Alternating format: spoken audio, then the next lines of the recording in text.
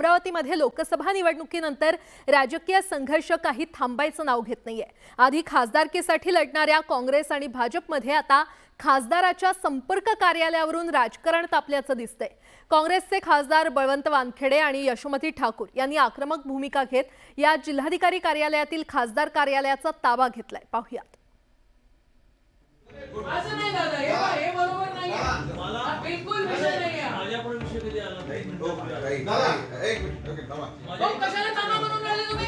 तुम्ही का थांबा म्हणून राहिले? ठीक आहे, पद्धत आहे खासदारासोबत बोलायची। त्यांनी म्हटलं अरे वारे थांबा कुठे? असं नाही आहे, असं नाही आहे। मी ऐकलं त्यांचं, त्यांनी तुम्ही कसं थांबा म्हणून राहिले? खासदार आहे ना, पण गरीब खासदार झाला म्हणून असं आहे का? त्यांना सांगितलं आपल्याकडे जागा भरपूर आहे, तुम्ही घ्या। त्यांना नाही, अरे त्यांना जायचं नवीन करा, असं नाही चालणार।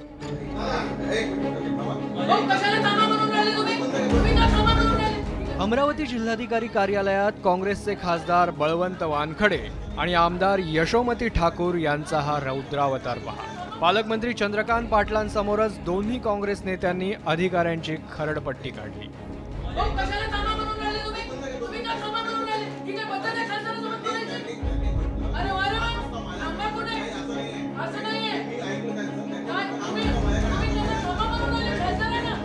यावेळी यशोमती ठाकूर आणि पालकमंत्र्यांमध्येही खडाजंगी झाली।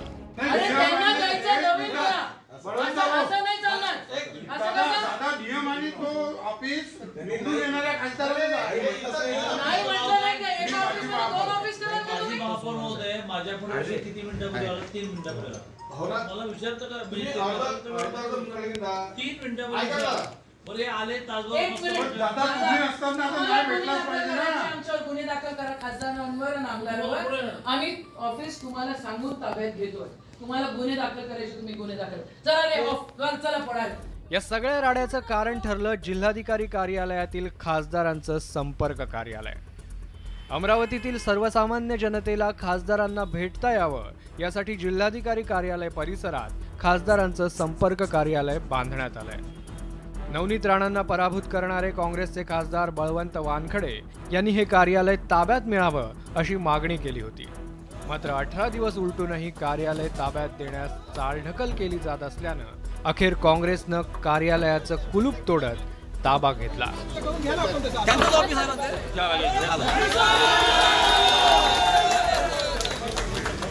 वेळ देत होते, नाही म्हणत होते, पण वेळ देत होते, दिवस देत होते आणि ऑफिस ताब्यात देत होते। पण लोकांचे कामं अडलेले आहेत। लोकांचे कामं करण्यासाठी फार मोठी अडचण निर्माण झाली।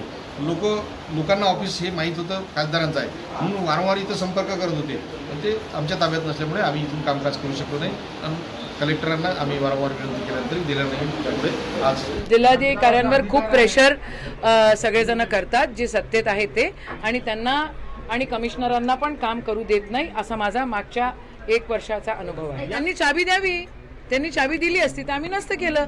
अजूनपर्यंत आम्हाला म्हणणं होतं की तुम्ही तोडू नका, का नाही तोडायचं? काँग्रेस आणि भाजप खासदारांमधल्या या वादात बच्चू कडूंनीही उडी घेतली। बच्चू कडूंनी न मागताच बळवंत वानखेडेंच्या कुलूप तोडण्याच्या कृतीला समर्थन देऊन टाकलं।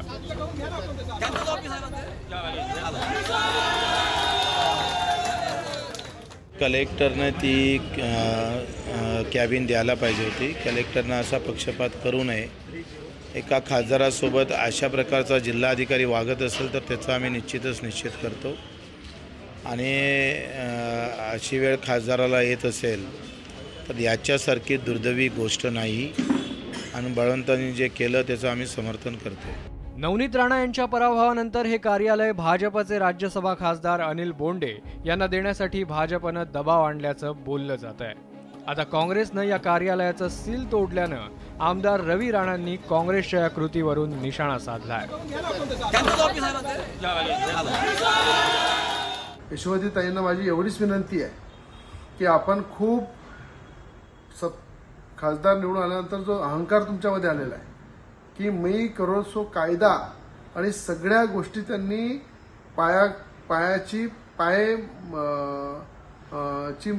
पायाखाली घेतले, उधळलेले आहे। अमरावतीची लोकसभा निवडणूक ही आरोप प्रत्यारोपांमुळे चांगलीच चर्चेत राहिली होती।